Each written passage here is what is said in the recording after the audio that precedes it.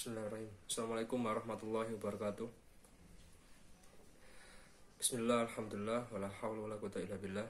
Perkenalkan, nama saya Muhammad Abdul Robi. Saya dari Prodi Hukum Fakultas Islam di Universitas Muhammadiyah, Surabaya. Kali ini saya akan membacakan dan juga menjelaskan dari surat At-Talaq, yakni pada ayat ke-1 sampai dengan ayat ke-7. Untuk pertama-tama saya akan membacakan terlebih dahulu untuk ayatnya, lalu terjemahnya. A'udzubillahi minasyaitonirrajim. Bismillahirrahmanirrahim. Ya ayuhan nabiyyu idza talaqtumun nisaa fatalliquhunna li'iddatihinna wa ahsul 'iddah wattaqullaha rabbakum la tukhrijuhunna min buyutihinna wa la yakhrujna illa ayyatiyana bi fahishatin mubayyinah wa tilka hududullah wa may yata'adda hududallahi faqad zalama nafsah la tadri la'allallaha yuhditsu ba'da dzalika amra. Yang artinya, hai Nabi, apabila kamu menceraikan istri-istrimu, maka hendaklah kamu ceraikan mereka pada waktu mereka dapat menghadapinya atau iddahnya yang wajar, dan hitunglah waktu iddah itu serta bertawakallah kepada Allah Tuhanmu. Janganlah kamu mengeluarkan mereka dari rumah mereka, dan janganlah mereka diizinkan keluar kecuali kalau mereka mengerjakan perbuatan keji yang terlarang. Itulah hukum-hukum Allah, dan barang siapa yang melanggar hukum-hukum Allah, maka sesungguhnya dia telah berbuat zalim terhadap dirinya sendiri. Kamu tidak mengetahui barangkali Allah mengadakan sesuatu hal yang baru.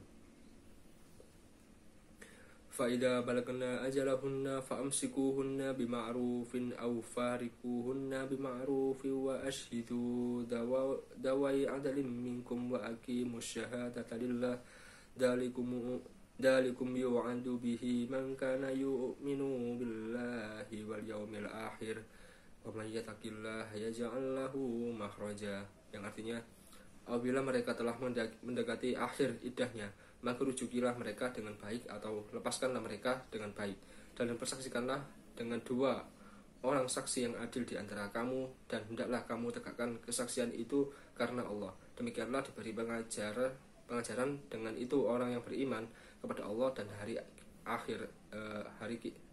akhirat. Barang siapa yang bertakwa kepada Allah, niscaya dia akan mengadakan baginya jalan keluar. Wa yarzuquhu min haitsu la yahtasib wa may yatawakkal 'ala Allahi fahuwa hasbuh innallaha balighu amri qad ja'alallahu likulli syai'in qadara. Dan yang artinya, dan memberinya rezeki dari arah yang tiada disangka-sangkanya, dan barang siapa yang bertawakal kepada Allah, niscaya Allah akan mencukupkan keperluannya. Sesungguhnya Allah melaksanakan urusan yang dikehendakinya. Sesungguhnya Allah telah mengadakan ketentuan bagi tiap-tiap sesuatu. Wallati ya'isna minal mahidi min nisaikum in irtabtum fa iddatuhunna 3 ashhuri wallai lam yahid wa ulatul ahmali ajaluhunna ayyadna hamlahun wa may yattaqillaha yaj'al lahu min amrihi yusra. Yang artinya, dan perempuan-perempuan yang tidak haid lagi atau menopause di antara perempuan-perempuanmu, jika kamu ragu-ragu tentang masa iddahnya, maka iddah mereka adalah 3 bulan. Dan begitu pula perempuan yang tidak haid. Dan perempuan-perempuan yang hamil, waktu iddah mereka itu ialah sampai mereka melahirkan kandungannya. Dan barang siapa yang bertakwa kepada Allah, niscaya Allah menjadikan baginya kemudahan dan urusannya. Dzalika amrullahi anzalahu ilaikum wa may yattaqillaha yukaffir anhu sayyi'atihi wa yu'dzim lahu ajra. Yang artinya, itulah perintah Allah yang diturunkannya kepada kamu, dan barang siapa yang bertakwa kepada Allah, niscaya dia akan menghapus kesalahan-kesalahannya dan akan melipat gandakan pahala baginya. Askinuhunna min haitsu sakantum min wujdikum wa la tudarruhunna litudayyiqu 'alaihin wa in kunna ulati hamlin fa'anfiqu 'alaihinna hatta yata'na hamlahun fa in aradna lakum fa'atuhunna ujurahunna wa atamiru bainakum bima'ruf wa in ta'asartum fasaturdi'u lahu ukhra, yang artinya tempatkanlah mereka para istri di mana kamu bertempat tinggal menurut kemampuanmu, dan janganlah kamu menyusahkan mereka untuk menyempitkan hati mereka. Dan jika mereka istri-istri yang sudah ditalak itu sedang hamil, maka berikanlah kepada mereka nafkahnya hingga mereka bersalin. Kemudian jika mereka menyusukan anak-anakmu untukmu, maka berikanlah kepada mereka upahnya, dan musyawarahkanlah di antara kamu segala sesuatu dengan baik. Dan jika kamu menemui kesulitan, maka perempuan lain boleh menyusukan anak itu untuknya.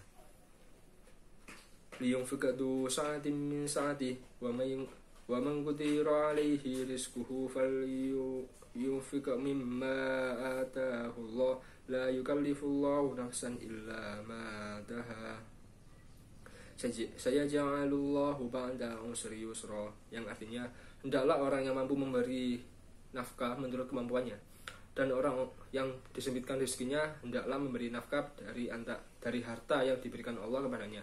Allah tidak memikulkan beban kepada seseorang melainkan sekedar apa yang Allah berikan kepadanya. Allah kelak akan memberikan kelapangan sesudah kesempitan. Shadaqallahul adzim. Itu tadi adalah surat Al-Talaq, yakni ayat 1 sampai dengan 7. Lalu untuk selanjutnya asbabun nuzul, sebab-sebab turunnya ayat At-Talaq. Untuk ayat yang asbabul nuzul, untuk ayat yang pertama diriwayatkan oleh Al-Hakim yang bersumber dari Ibnu Abbas bahwa Abdul Yazid Abdul Ruqanah menalak istrinya Ummah Ruqanah. Kemudian ia menikah lagi dengan seorang wanita Madinah. Istrinya mengadu kepada Rasulullah SAW dengan berkata, "Ya Rasulullah, tidak akan terjadi hal seperti ini kecuali karena si rambut pirang."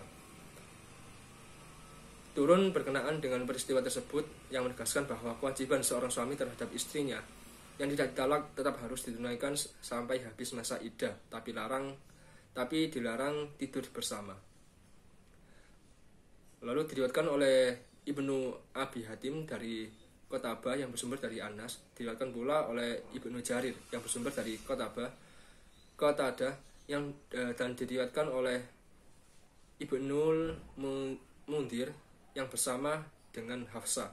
Ia pulang kepada keluarganya. Turun berkenaan dengan peristiwa tersebut yang memerintahkan kepada Rasulullah agar memberi nafkah kepada Hafsah sampai habis masa iddah, dan dikatakan oleh Jibril agar Rasulullah rujuk kembali karena Hafsah termasuk wanita ahli saum dan bangun malam. Lalu dikatakan oleh Ibnu Abi Hatim yang bersumber dari Muqatil bahwa ayat ini diturunkan berkenaan dengan Abdullah bin Amr bin Al-As, Tufail bin Al-Haris, dan Amr bin Sa'id Al-As yang menalak istri mereka yang sedang haid. Ayat ini justru melarang perbuatan seperti itu. Untuk asbabun nuzul pada ayat yang kedua sampai dengan ketiga diriwayatkan oleh Al-Hakim bersumber dari Jabir, diriwayatkan pula oleh Ibnu Jarir yang bersumber dari Salim bin Abdul Ja'ad bahwa ayat ini turun berkenaan dengan seorang suku Asyija yang fakir, cekatan dan banyak anak. Ia menghadap Rasulullah SAW meminta bantuan beliau tentang anaknya yang ditawan musuh dan tentang penderitaan hidupnya. Rasulullah SAW bersabda, "Bertakwalah kepada Allah dan bersabarlah." Tiada lama kemudian datanglah anaknya yang ditawan itu membawa seekor kambing, hasil rampasan dari musuh sewaktu ia melarikan diri. Hal ini segera dilaporkan kepada Rasulullah. Rasulullah bersabda, "Makanlah kambing itu." Ayat ini menerangkan bahwa Allah memberi rezeki kepada umatnya tanpa disangka-sangka dan akan memberi jalan keluar bagi orang-orang yang bertakwa. Lalu asbabun nuzul pada ayat yang keempat diriwayatkan oleh Ibnu Jarir, Ishaq bin Rahawai, Al-Hakim dan lain-lain yang bersumber dari Ubay bin Ka'ab.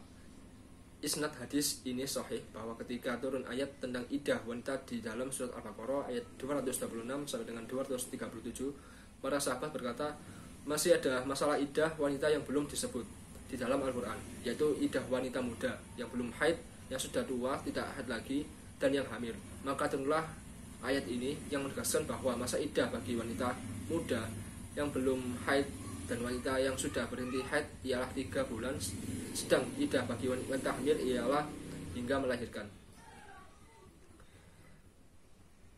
Lalu asbabun nuzul,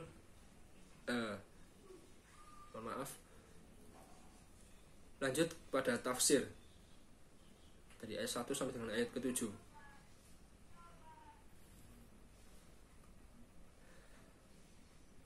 Hai Nabi, makna yang dimaksud ialah umatnya. Pengertian ini disimpulkan bahwa dari ayat selanjutnya, atau makna yang dimaksud ialah katakanlah kepada mereka apabila kalian menceraikan istri-istri kalian, apabila kalian hendak menjatuhkan talak kepada mereka, maka hendaklah kalian ceraikan mereka pada waktu mereka menghadapi iddahnya, yaitu pada permulaan iddah.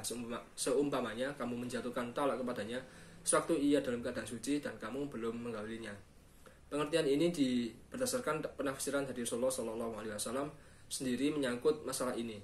Demikian menurut hadis yang telah diriwayatkan oleh Bukhari dan Muslim. Dan hitunglah waktu iddahnya, artinya jagalah waktu iddahnya supaya kalian dapat merujukinya sebelum waktu iddah itu habis, serta bertakwalah kepada Allah Rabb kalian, taatlah kalian kepada perintahnya dan larang-larangannya. Lalu tafsir pada ayat yang ketiga, apabila mereka telah mendekati akhir iddahnya atau masa iddah mereka hampir habis, maka tahanlah mereka. Seumpamanya kalian rujuk dengan mereka dengan baik, artinya tidak memudaratkan kepada mereka, atau lepaskanlah mereka dengan baik. Biarkanlah mereka menyelesaikan iddahnya dan janganlah kamu menjatuhkan kemudaratan terhadap mereka melalui rujuk. Dan persaksikanlah dengan 2 orang saksi yang adil di antara kalian dalam masalah rujuk atau talak ini, dan hendaklah kalian tegakkan kesaksian itu karena Allah, bukan karena demi orang yang dipersaksikan, atau bukan karena demi rujuk atau talaknya. Tafsir yang keempat, ayat yang keempat, dan memberinya rizki dari arah yang tiada disangka-sangkanya, dari arah yang belum pernah terbisik dalam kalbunya. Dan barang siapa yang bertawakal kepada Allah dalam semua perkaranya,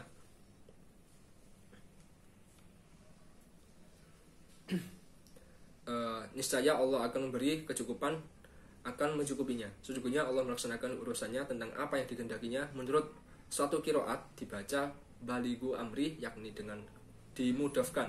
Sesungguhnya Allah telah menjadikan bagi setiap sesuatu, seperti hidup penuh dengan kecukupan dan hidup sengsara ketentuan atau waktu-waktu yang sudah ditentukan.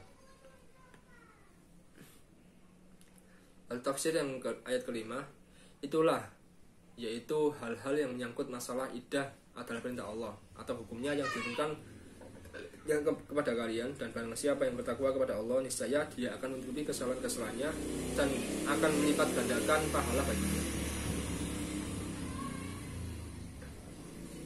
Lalu tafsir ayat yang ke-6, tempatkanlah mereka, yakni istri-istri yang ditalak itu, pada tempat kalian tinggal, pada sebagian tempat-tempat tinggal kalian, menurut kemampuan kalian, sesuai dengan kemampuan kalian. Lafal ayat ini menjadi ataf bayan atau badal dari lafal yang sebelumnya dengan mengulangi penyebutan huruf jar atau kata depan yang memperkirakan adanya mudhaf, yakni pada tempat-tempat tinggal yang kalian mampui, bukannya pada tempat-tempat tinggal yang di bawah itu. Dan janganlah kalian menyusahkan mereka untuk menyempitkan hati mereka dengan memberikan kepada mereka tempat-tempat tinggal yang tidak layak, sehingga mereka terpaksa butuh untuk keluar dan membutuhkan nafkah. Lalu karena itu maka mereka terpaksa mereka mengeluarkan biaya sendiri. Dan jika mereka itu sedang hamil, maka berikanlah kepada mereka nafkahnya hingga mereka bersalin. Kemudian jika mereka menyusahkan bayi kalian, menyusukan bayi kalian, maksudnya menyusukan anak-anak kalian hasil hubungan dengan mereka, maka berikanlah kepada mereka upahnya sebagai upah menyusukan. Lalu tafsir ayat ke-7, hendaklah memberikan nafkah kepada istri-istri yang telah ditalak, dan kepada istri-istri yang sedang menyusukan atau orang yang mampu menurut kemampuannya, dan orang yang dibatasi disebutkan rezekinya, hendaklah mereka memberi nafkah dari apa yang didatangkan kepadanya, yaitu dari rezeki yang telah diberikan kepada Allah sesuai dengan kemampuannya. Allah tidak memikulkan beban kepada seseorang, melainkan sekedar apa yang Allah berikan kepadanya. Allah telah akan memberikan kelapangan sesudah kesempitan, dan ternyata Allah memberikan kelapangan itu melalui kemenangan yang dialami oleh kaum muslimin. Lalu aspek hukum yang terkandung pada surat Al-Talaq pada ayat 1 sampai dengan 7. Di dalam surat Al-Talaq, Allah menjelaskan beberapa hal mengenai hukum talak beserta beberapa rinciannya. Terkandung pula penjelasan batasan waktu mengenai perceraian yang dianggap sah dan diterima oleh Allah. Seorang istri yang diceraikan memiliki kewajiban untuk menetap di dalam rumah suami yang menceraikannya selama masa iddah. Sang istri tidak boleh keluar kecuali ia melakukan perbuatan keji yang nyata. Setelah masa iddah berakhir, barulah istri-istri diperbolehkan dan bebas keluar dari rumahnya apabila si suami tidak merujuknya selama masa iddah. Selanjutnya, suami dilarang untuk melakukan atau bermaksud membahayakan, menyakitinya, dan menghalanginya dan dari pernikahan baru dengan lelaki-laki lain. Namun niat dan maksud dari rujuk kembali itu haruslah bertujuan mengembalikan kehidupan rumah tangga di antara keduanya dengan baik. Allah menjelaskan tentang masa iddah. Wanita cerah yang hamil, perincian tentang tempat tinggal bagi wanita cerai selama masa iddahnya, dan tentang masalah nafkah wanita cerai yang hamil hingga melahirkannya, tentang hukum menyusui bagi bayi yang dilahirkan oleh wanita cerai yang hamil setelah dia melahirkan, dan upah bagi sang ibu atas penyusuannya dalam kesepakatan antara ibu dan ayah bayi tersebut untuk melakukan kemaslahatan bayi mereka berdua, atau upah bagi wanita yang menyusui bila disusui oleh wanita lain.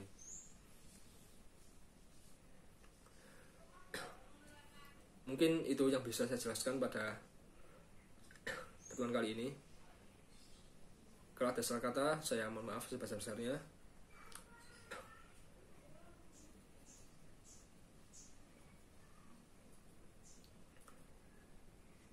Dan untuk penutupan saya akhiri. Siratal Mustaqim. Wassalamualaikum warahmatullahi wabarakatuh.